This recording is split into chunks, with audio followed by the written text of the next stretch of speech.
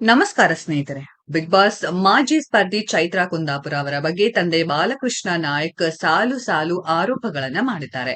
ಈ ಹಿಂದೆ ಬಿಜೆಪಿಯಿಂದ ಟಿಕೆಟ್ ಕೊಡಿಸುವುದಾಗಿ ಗೋವಿಂದ ಪೂಜಾರಿ ಎಂಬುವರಿಂದ 5 ಕೋಟಿ ರು ಹಣ ವಂಚಿಸಿದ್ದರು ಎಂಬ ಆರೋಪ ಚೈತ್ರಾ ಮೇಲೆ ಬಂದಿತ್ತು. ಇದೀಗ ಆ ವಿಚಾರವನ್ನೆಲ್ಲ ಬಾಲಕೃಷ್ಣ ನಾಯಕ್ ಹೇಳಿದ್ದಾರೆ. ಅಲ್ಲದೆ ಉಡುಪಿಯ ವ್ಯಕ್ತಿಯೊಬ್ಬರಿಗೂ ಚೈತ್ರಾ ವಂಚಿಸಿದ್ದಾರೆ ಎಂಬ ಆರೋಪವನ್ನ ಕೂಡ ಬಾಲಕೃಷ್ಣ ನಾಯಕ್ ಮಾಡಿದ್ದಾರೆ. ಮಾಧ್ಯಮಗಳಿಗೆ ನೀಡಿರುವ ಪ್ರತಿಕ್ರಿಯೆಯಲ್ಲಿ ಉಡುಪಿಯಲ್ಲಿ ಮೀನು ಮಾರುವ ವ್ಯಕ್ತಿಯೊಬ್ಬನಿಗೆ 5 ಲಕ್ಷ ರು ವಂಚನೆ ಮಾಡಿದ್ದಾಳೆ. ಪಾಪ, ಅವನು ಮೀನು ಮಾರಿಕೊಂಡು ಜೀವನ ಮಾಡ್ತಾ ಇದ್ದ. ಅವನಿಗೆ ಅತ್ಯಾಚಾರ ಕೇಸ್ ಹಾಕ್ತೀನಿ ಅಂತ ಹೇಳಿ 5 ಲಕ್ಷ ರು ವಂಚನೆ ಮಾಡಿದ್ದಾಳೆ. ಅವಳೇನು ಮನೆ ನೋಡ್ಕೊಂಡಿಲ್ಲ.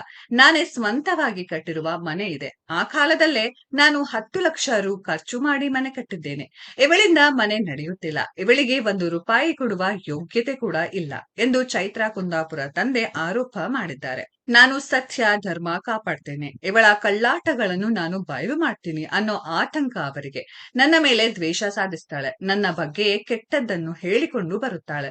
ನನ್ನ ದೊಡ್ಡ ಮಗಳು ಗಾಯತ್ರಿ ಟೀಚರ್ ಕೆಲಸ ಮಾಡಿಕೊಂಡು ಗೌರವದಿಂದ ಬದುಕುತ್ತಿದ್ದಾಳೆ ಎಂದಿದ್ದಾರೆ ಚೈತ್ರಾ ಕುಂದಾಪುರ ತಂದೆ ಬಾಲಕೃಷ್ಣ ನಾಯಕ್. ಆ ನಾಚಿಕೆಗೆಟ್ಟವಳ ಮದುವೆಗೆ ನಾನ್ಯಾಕೆ ಹೋಗಲಿ? ಅವಳು ಕಳ್ಳಿ, ಅವನು ಕಳ್ಳ. ಕಳ್ಳರಿಬ್ಬರು ಮದುವೆ ಆಗಿದ್ದಾರೆ. ನಮ್ಮ ಮನೆಯಲ್ಲೇ 12 ವರ್ಷಗಳಿಂದ ನಾಯಿ ತರ ಅನ್ನ ತಿಂದಿದ್ದಾನೆ.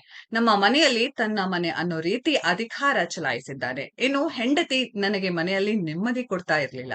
ಅದಕ್ಕೆ ನಾನು ನೆಮ್ಮದಿ ಇರುವ ಕಡೆ ಇರ್ತಿದ್ದೆ ಎಂದು ಬಾಲಕೃಷ್ಣ ನಾಯಕ್ ಹೇಳಿದ್ದಾರೆ. ಅವರ ಮದುವೆಗೆ 4 ದಿನ ಇರುವಾಗ ನನಗೆ ನೀವು ಮದುವೆಗೆ ಬರ್ಬೇಕು, ಜೊತೆಗೆ ನೀವು ನನಗೆ 5 ಲಕ್ಷ ರು ಹಣ ನೀಡಬೇಕು ಎಂದು ಚೈತ್ರಾ ಡಿಮ್ಯಾಂಡ್ ಮಾಡ್ತಾಳೆ. ನಾನು 5 ಲಕ್ಷ ರು ಕೊಟ್ಟು ಇವಳ ಮದುವೆಗೆ ಹೋಗ್ಬೇಕಾ? ನನಗೆ ಇಂತಹ ಮಕ್ಕಳು ಅಗತ್ಯವಿಲ್ಲ. ಎಲ್ಲಾ ಕಡೆ ಇವಳನ್ನ ತಂದೆ ಇಲ್ಲದ ಮಗಳು ಅಂತಾರೆ. ನಾನು ಜೀವಂತ ಇರುವಾಗಲೇ ಇಂಥ ಮಾತುಗಳನ್ನು ಕೇಳಿದ್ದೇನೆ. ಈ ರೀತಿ ತಪ್ಪು ಹೇಳಿಕೆ ಕೊಡಬೇಡಿ ಎಂದು ಚೈತ್ರಾ ಕುಂದಾಪುರ ತಂದೆ ಹೇಳಿದ್ದಾರೆ.